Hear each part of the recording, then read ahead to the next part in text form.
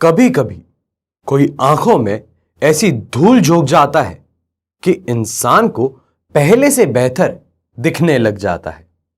इसलिए हमेशा सतर्क रहें और सावधान रहें। नमस्कार, मैं हूं मोहित कमल श्रीमाली, आपका स्वागत करता हूं आपके अपने चैनल में।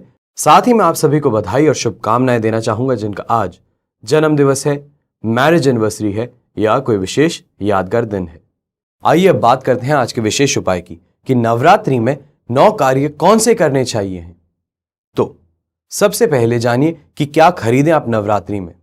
आपकी सभी मनोरथ इससे पूर्ण हो सकती है। आप सभी लोग नवरात्रि के 9 दिनों में जमकर शॉपिंग करते हैं, तो इसी को ध्यान में रखते हुए जानते हैं कि ऐसे क्या सामान आप खरीदें 9 दिनों में कि आपकी कामना पूर्ति हो सके। अच्छा स्वास्थ्य पाना चाहते हैं तो नवरात्रि के सबसे पहले दिन से लेकर सबसे आखिरी दिन तक कभी भी गाय का घी आपको खरीद लेना चाहिए। अगर अपना खुद का घर बनाना चाहते हैं तो मिट्टी का छोटा सा घर लाकर पूजा स्थल में आपको रख लेना चाहिए।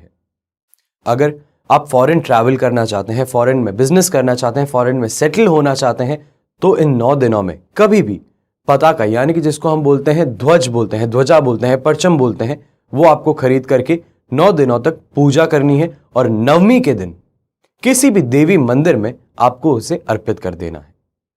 इसके बाद में आपकी फाइनेंशियल प्रॉब्लम से अगर आप मुक्ति चाहते हैं, कर्ज से मुक्ति चाहते हैं, तो चांदी की कोई भी शुभ सामग्री जो होती है, जो भी पूजा में इस्तेमाल होती है, वो लाकर देवी को आपको समर्पित कर देनी चाहिए। नौकरी में अगर प्रमोशन चाहिए है और ज्यादा आगे बढ़ना चाहते हैं तो उसके लिए 3 नारियल लाकर पहले घर में रखें। उसके बाद में नवमी के दिन, ध्यान रखिएगा, नवमी के दिन आपको मंदिर में उन्हें चढ़ा देना चाहिए। अपना आकर्षण बढ़ाने के लिए, अपना अट्रैक्शन बढ़ाने के लिए, सेल्फ कॉन्फिडेंस बूस्ट करने के लिए, फिजिकलिटी आपकी बूस्ट करने के लिए आपको धूप, सुगंध, अगरबत्ती, रुई या चमकीली सफेद सामग्री आपको इन 9 दिनों में खरीदनी चाहिए। नवरात्रि के दिन में मौली खरीदकर उस पर 9 गांठ लगा दीजिए और 9 गांठ लगा करके देवी को उसको समर्पित कर दीजिए।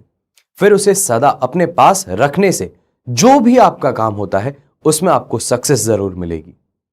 सौभाग्य में वृद्धि के लिए समस्त सुहाग श्रृंगार सामग्री यानी कि कांच, काजल, कुमकुम, मंगलसूत्र, चूड़ी, कंघी, बिछिया और चुनरी, ये सारे के सारे सामग्री बोली जाती है श्रृंगार की औरतों के लिए। तो ये सारी सामग्री खरीद करके आपको काली मां को नवमी के दिन चढ़ानी चाहिए। ये तो बात हुई आज के उपाय की। अब इसी एपिसोड को समाप्त करने से पहले बात करते हैं लक्ष्मी जी की, दीपावली की। विष्णु पुराण के अनुसार जैसे विष्णु जी सर्वव्यापक हैं, वैसे ही लक्ष्मी जी भी हैं।